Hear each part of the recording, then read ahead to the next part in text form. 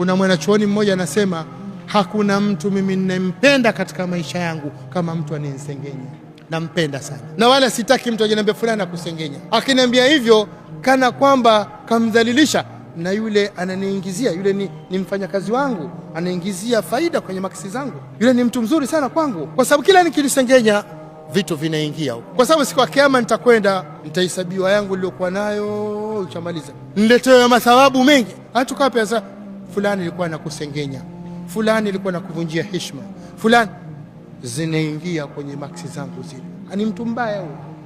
Mtu anakusaidia biashara ni mtu mbaya. Kwa hiyo mtu akikusengenya ukija ukiamba wale uspaniki, amba safi kabisa, yuko vizuri. Kwa nini? Anakuingizia vitu. Kwa hiyo usije ukaona msengenya mtu kwa mkomesha, unajiumiza mwenyewe. Siku ya kiyama vitu vyote vitarudishwa, vyote na yote uliyofanya mtu umalizane naye. Ndio maana hakuna dhambi baya katika maisha kama dhambi la kumfanyia mwanadamu mwenzako. Ni rahisi kusema kwa Allah, Mwenyezi Mungu nimetubu kwako nisamee.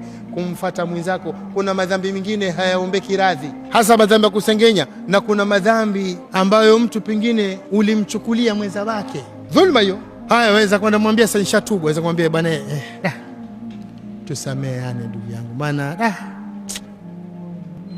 siku za nyuma bana nilifanya. Waweza mwambia hivi, utatafuta matatizo mapya